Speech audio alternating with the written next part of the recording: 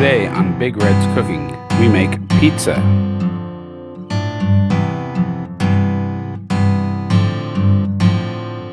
Hi, and welcome back to Big Red's Cooking. I'm Darcy, aka Big Red, and I'm glad to have you back.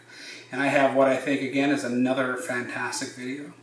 Today we're going to make pizza. So I'm going to actually show you how to make a pizza crust right from scratch. I'm going to even show you how to make your own pizza sauce. It's really simple. It means that you're going to get the flavor closer to the way you want it. I'll show you some really basics and then talk about where you can add more or less things that you like to get the flavor that you want. And that way, instead of having to go buy, a pizza box kit from the store, you'll be able to make this yourself. We're just going to use some pretty standard ingredients that most people would have in their kitchen, or that you can find in the grocery store really simply. So of course our pizza dough is going to need a bit of time to rise, so I'm going to go ahead and start with that. Now what you'll notice is that when I'm making my pizza dough, I'm actually going to do everything by weight. When we teach our students in the kitchen about baking, one of the things we talk about is our baker's math. And in terms of our baker's math, everything is done as a proportion or a ratio of the flour itself that's used. So when we increase our flour, we have to increase everything else. If we decrease our flour, we have to decrease everything else. And once you've learned some ratios, it makes it much easier because the ratios themselves never really change, because it really is, again, it's that proportion of flour that we're going to use. So I'm going to go ahead and use these ratios, and I'll talk about the ratios, and I'll use the specific examples. Now, just like with all my other cooking videos, what I will be doing is I'll do a full write-up on my website, bigreds.ca,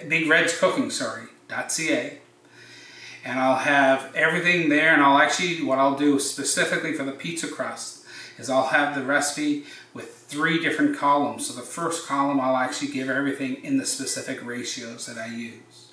And like I said, for a lot of my baking things, I know what my ratios are now, and I don't ever change those ratios. They work well.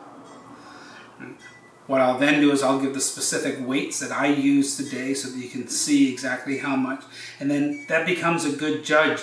Again, so if you want to be able to use those ratios, but you want a bigger crust, you want a smaller crust, things like that, you'll be able to adjust that ratio to fit the amount. Don't adjust the ratio, but you can use that ratio and adjust the amounts that you're going to use. And then thirdly, what I'll do is I'll actually give it in sort of standard volume measurements. So if you don't have a kitchen scale, you can go ahead and use teaspoons, tablespoons, cups, etc. Now, this is my kitchen scale right here. Probably what I consider one of the most valuable tools in my kitchen. I do most everything by weight.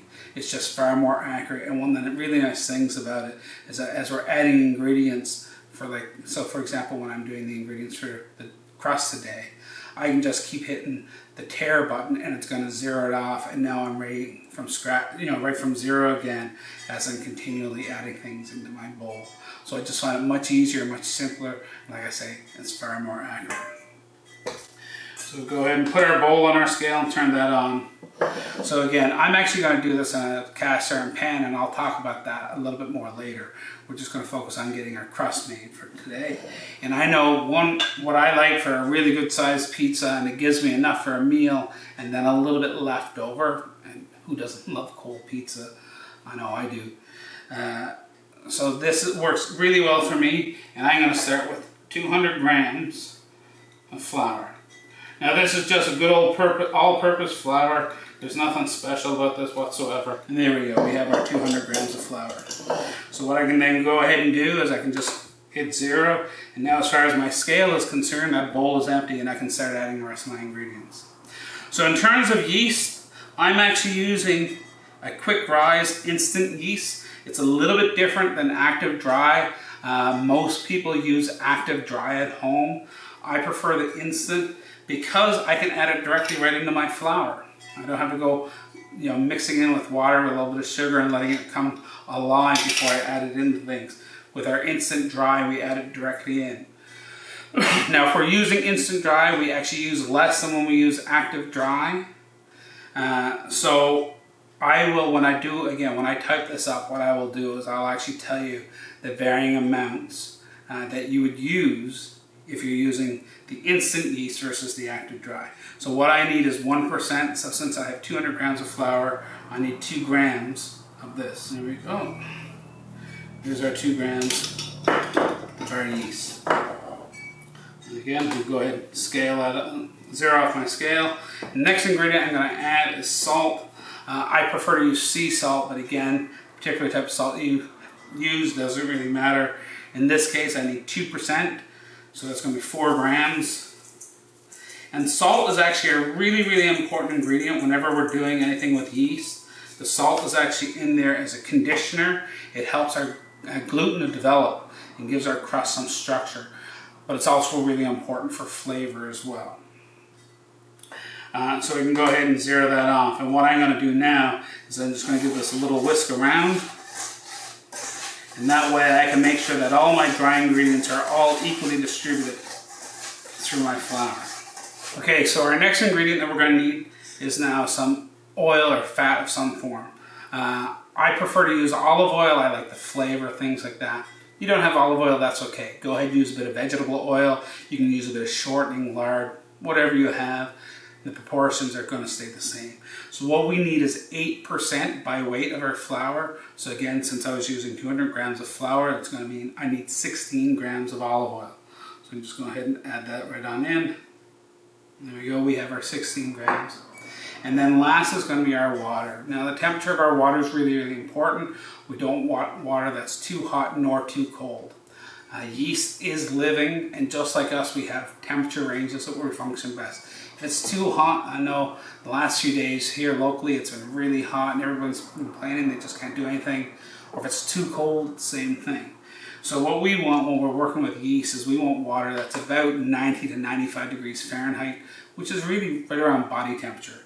Now personally, I love to use my probe thermometer, and I've already checked the temperature of my water and it's exactly where I want it to be. One little tip, never use hot water out of your tap. If you need warm water, always heat it on top of your stove or boil your kettle, things like that. Hot water from taps tend to leach chemicals out from the boilers that heat them to the pipes that carry them. So you should never consume hot water from the tap. You should only ever consume the cold water.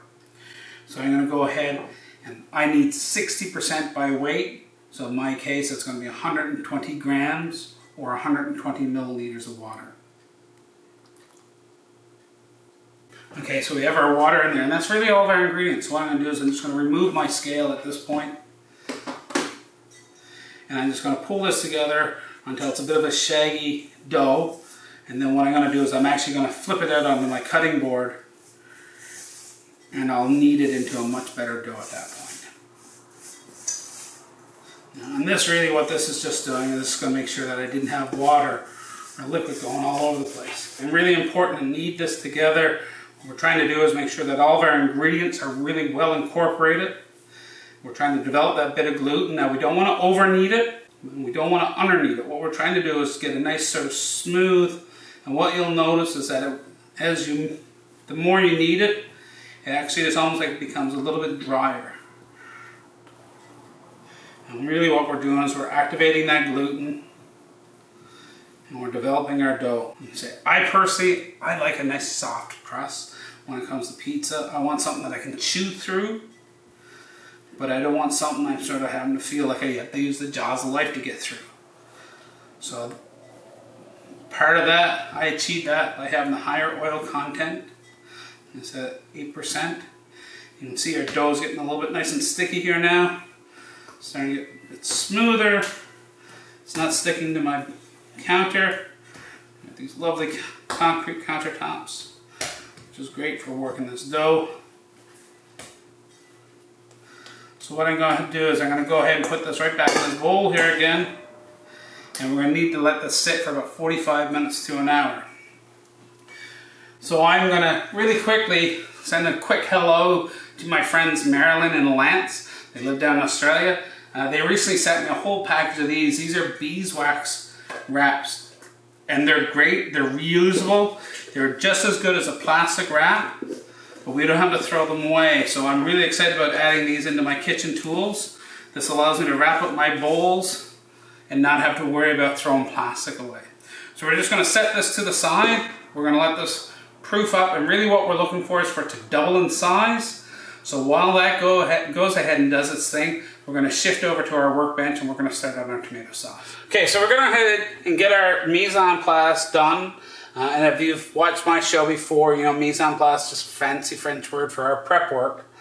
So we'll get our stuff ready for that, and then we're going to start on our sauce. And then while our sauce is cooking, we'll actually go ahead and get the remainder of our ingredients ready for the toppings and things like that.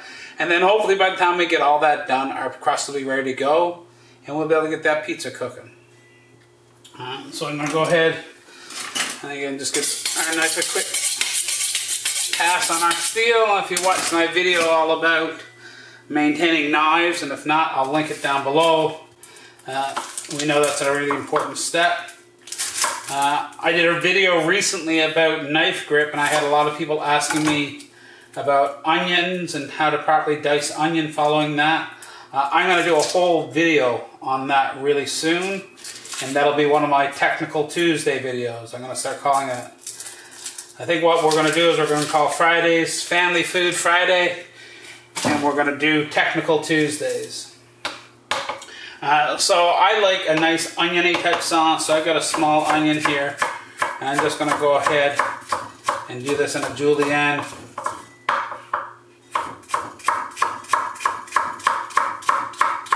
And you'll notice again, if you think back to that video I talked about in terms of that knife grip, I had those fingers tucked in underneath. I also love garlic. I eat an insane amount of it, and you're going to see this is what I'm going to use right here. So I've got what I would consider 4, it's 5, but they're just a couple of them are really small,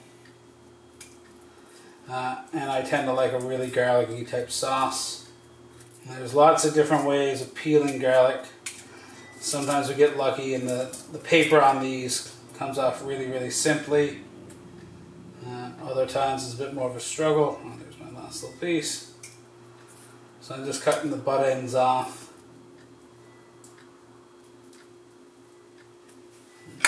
Put all that in my compost. That will help me produce future vegetables. So generally all I ever do when I'm chopping garlic, and again I like it a little bit rougher, I just give it a little bit of a squat underneath my blade.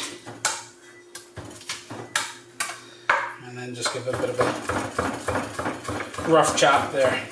Okay, so there's our onion, there's our garlic. Now we're going to shift over to our stove. So again, I love to cook in cast iron, so I'm going to go ahead and make the sauce in a cast iron pan.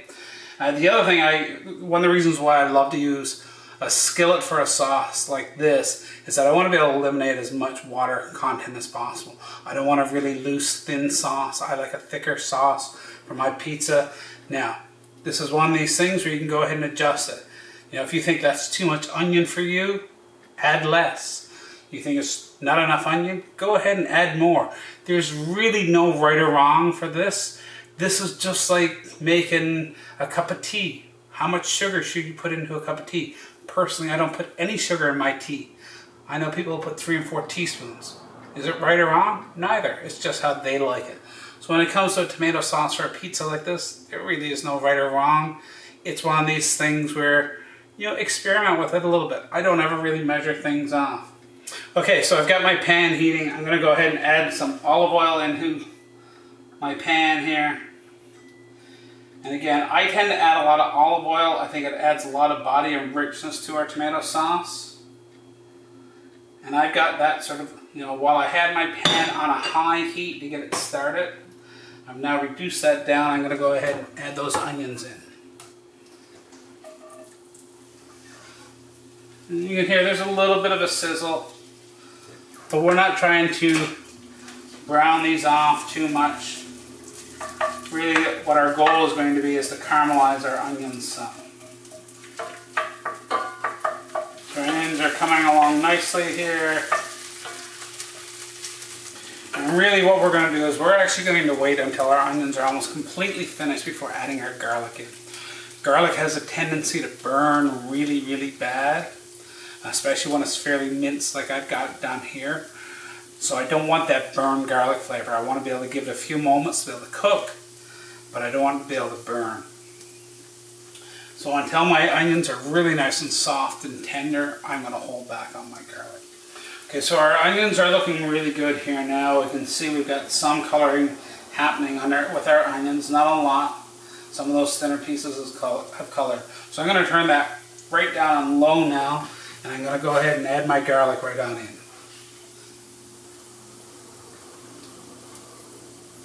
Now one of the nice things is, having chopped that garlic a few moments ago, and at the same time the onions, while it was sitting there, garlic develops what's known as alcenes when it's been crushed down, as I did first, and then chopped. I don't know everything behind it, and I'll look it up and I'll talk about it in a future video. I just know that there's supposedly a lot of health benefits. I worked at a restaurant in Vancouver for a number of years, about 20 years back. We had a naturopathic doctor who used to come in, and he swore by crushed garlic, said it was one of the healthiest things that we could eat for ourselves. So the smells are just really getting fantastic here already. So I love spicy stuff, so I'm going to go ahead. I just picked these up today. Some crushed red chilies. And I'm going to sprinkle a few of these in here now. Now again, this is one of these things. You don't like spicy food? Don't add spicy food. Me, I eat a ton of spicy food. So I'm adding it in. Now if there's a herb that you want to add in, you got some dried basil or some dried thyme or oregano, feel free to go ahead. I've got some oregano here that I dehydrated a while back. So I'm going to go ahead and add this right now as well. And really, again, if you've watched any of my other videos, I talk about when we're using dry herbs, we want to add that in with our oil and not with our liquid. And that's going to allow that oil to sort of pull out those essential oils in there and add a little bit extra flavor for us. It's not going to drown those flavors out. So you can go ahead and turn the temperature back up here for a moment now that my garlic is cooked, my herbs are cooked, and I'm going to go ahead and add my tomatoes. Now what I'm using here, and this is a container I opened the other day, these are known as Marzano tomatoes. You'll find them in the grocery store. You don't need to add them. You don't need that specific kind. You can just buy regular diced tomatoes. The Marzano tomatoes, they're from Italy, and they end up being much thicker. You can see it's almost like chunks of tomato, like diced tomato that's been mixed with tomato paste. So it's a really good, perfect consistency for a pizza sauce like this. So I'm going to go ahead and scoop a bunch of that on in.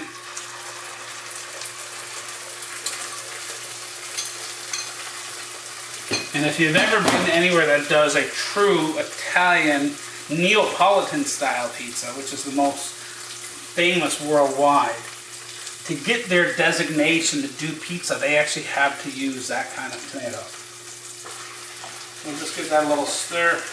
And we can see already, looking in our pan here, how thick that is. So I'm just going to go ahead and turn this down. We're going to let this simmer out. I've got this on a medium-low heat.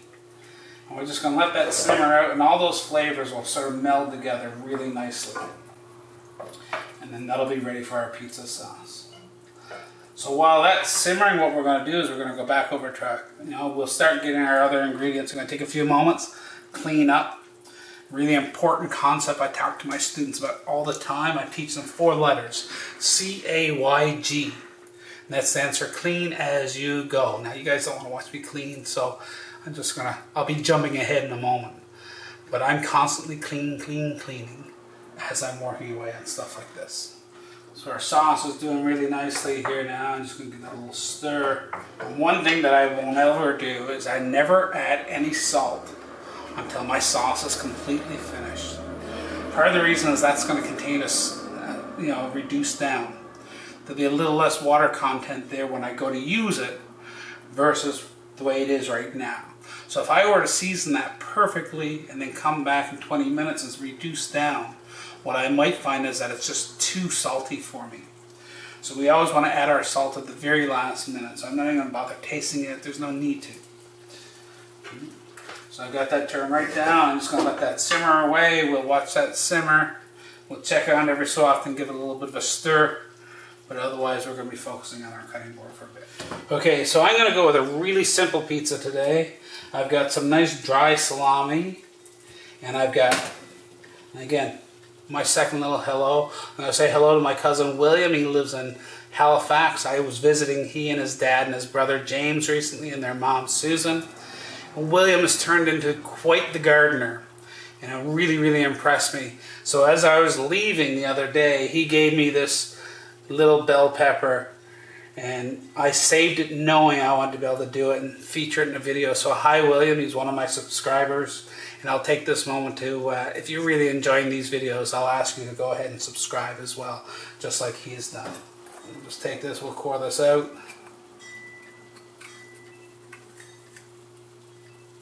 Put that right down through the center. Get rid of any seeds.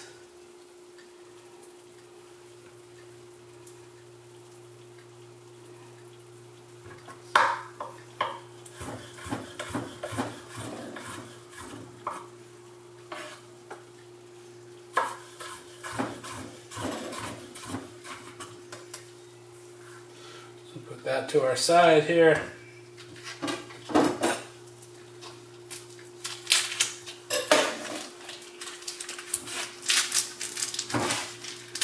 One thing we're going to do, I was with a salami like this, we're going to remove our casing ahead of time.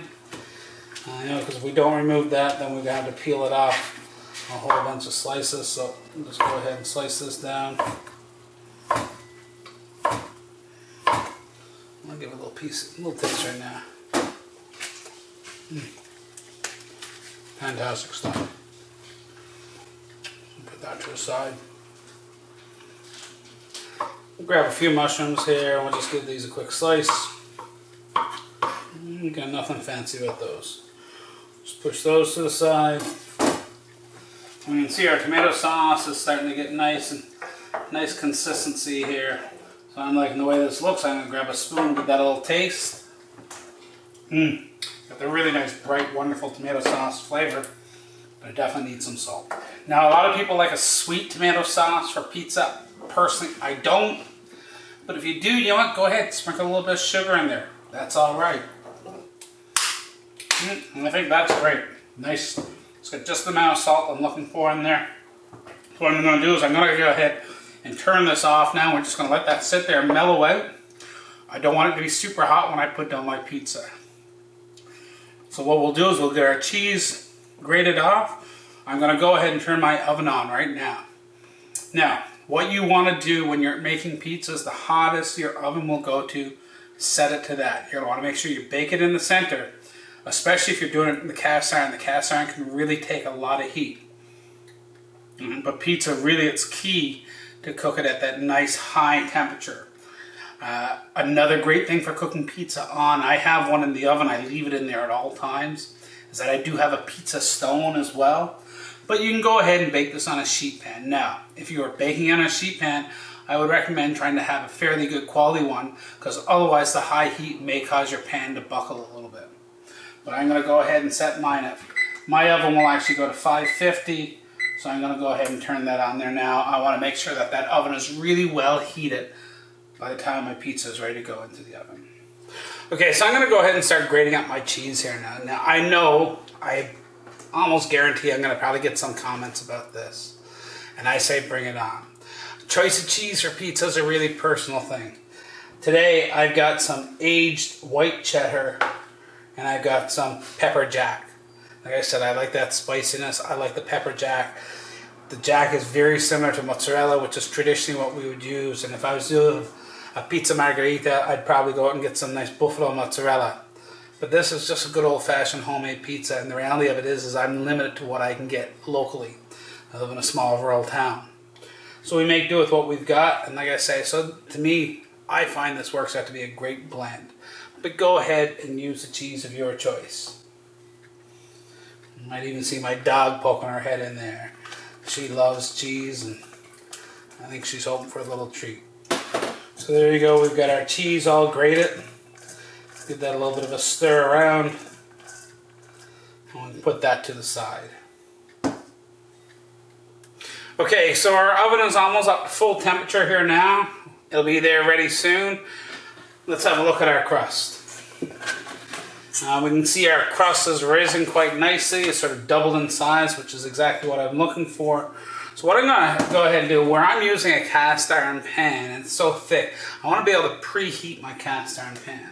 So I'm going to go ahead and turn this on, just sort of a medium type heat. I don't want it scorching hot, but I do want it nice, a little bit warm. Now here's a little bit of a pro trick for you. When it comes to shaping that pizza crust and mainly get a really nice bottom to that crust, a little bit of cornmeal goes a long way. Now if you don't have that, that's fine. You can go ahead and sprinkle a little bit of flour on your board. But I love to sprinkle a little bit of cornmeal on there. And then we get that sort of into the bottom of that crust and sort of helps to crisp up that crust a little bit. We get that really nice sort of bottom to it. Just go ahead and pull this out. And again, I'm going to go ahead and shape this just by hand. I'm not too concerned about how perfectly round it is, how perfectly smooth it is. What I'm going to do, actually, even give my fingers a little oil onto them so that the dough doesn't stick. I'm just going to go ahead and make it nice and as round as I can make it, and as flat as I can make it.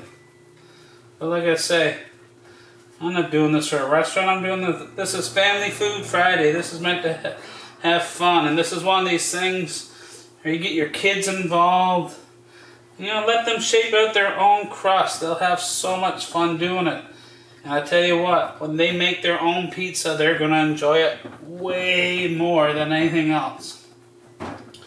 Now I'm doing this with a little bit of a lip at the end, because again, I like that sort of traditional style pizza with that little bit of a thicker lip at the side. Helps to pick it up, it helps to retain its sort of structure and its integrity. So I'm just going to do now, I'm just going to sort of pick this up and just drop it right on down in my cast iron pan. So we'll shift our pan over here, and you can see, you know, we've got a nice sort of base to our crust.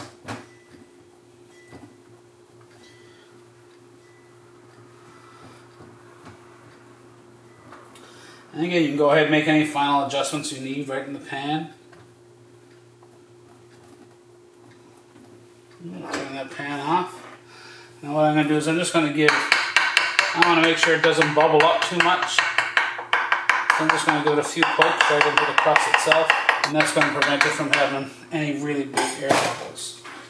So we'll go ahead and we'll add a bit of our sauce right on top.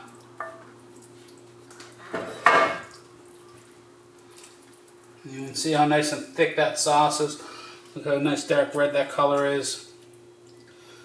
Maybe a bit too much, so that's fine. We'll just get a little bit out. You know what? Yeah, I might be a professional, but I'm also human. Now, I think one of the most important parts of a pizza, and after we put that sauce down, I like to hit it with some Parmesan. Now, I have a nice big chunk of grana padano here, but you know what? If you just got the container craft Parmesan, go ahead and use that too, whatever you like. You're eating it, not me. So I'm just going to go ahead and give that a nice little grate of cheese right on top of that. And I find that Parmesan, it really helps everything sort of stick together. Next we'll go ahead and we'll get our grated cheeses on top of here. And again, you've got mozzarella, go ahead and use your mozzarella. You've got orange cheddar, and that's what you want to use. Go ahead. Gouda, provolone. Now use your favorite. There you go. Next thing I'm going to put down here, my salami.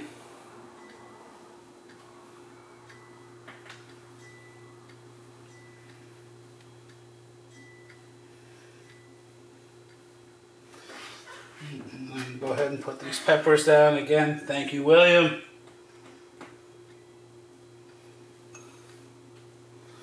Look how beautiful orange that is. It's a nice bright color.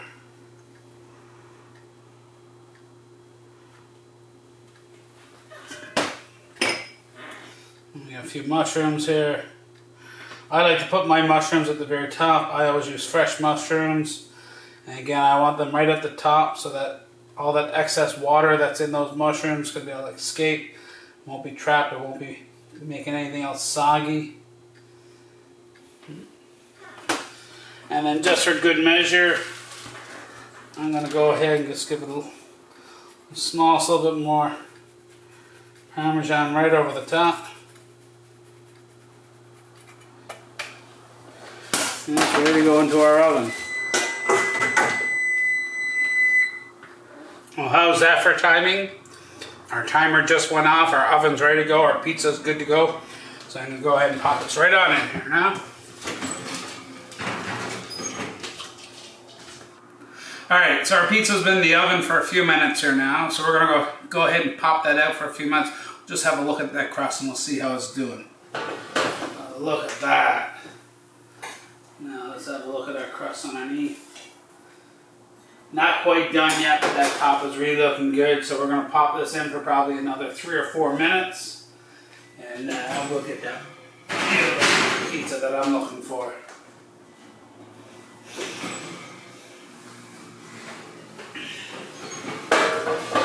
Oh man, look at that pizza. Doesn't that just look amazing? Let's have a quick look. Oh yeah, we got beautiful color underneath our crust there. So we're going to go ahead, we'll pop this onto our cutting board so we can slice it up. And I can give you a better look at what that crust looks like. There we go. See how easy that slid out of that cast iron pan? And we just lift up our side here. And hopefully you can see that, how beautiful that color is. There's also a lovely crust, so we'll go ahead. Oh, this smells so good. Now I'm going to let this cool for a moment. I don't want to go burning the roof right off the mouth of me. So while this cools, I just let it chat for a few moments here. I've really been enjoying these videos. I hope you've been enjoying these as much as I have. Please continue to tune back. And you know what? In between, I decided I'm not going to call this Family Friday or Family Food Friday. I'm going to call it Feed Yourself Friday. Because you know what? There's probably more than a few of you out there who are like me. You're by yourself. You're single. Doesn't mean you can't have a good meal by yourself. So, and really my goal in this channel is to help people feed themselves, whether it's themselves or their family. I've got some other great videos coming up. I just picked up a whole bunch of tomatoes today, so I'm looking to do a video really soon on how to make tomato sauce. Something that you can can off and put away for the winter. So if there's anything that you would love me to do a video about, please leave me a comment down below. It'll help me improve my videos. Let me know what you like about these, what you don't like about these. Continue to check out my website, bigredscooking.ca. I'll have lots more content on there. I'm starting to build that up. Follow me on Instagram, Big Reds Cooking. And again, this has been a lot of fun. Please like and subscribe. Please share these with other people. And please keep cooking for yourself. I hope you enjoy this. I'm going to have a little quick bite here now. Hopefully I don't completely destroy the roof of my mouth. Oh, so good. Alright, thanks for tuning in. Have yourself a great day. Bye for now.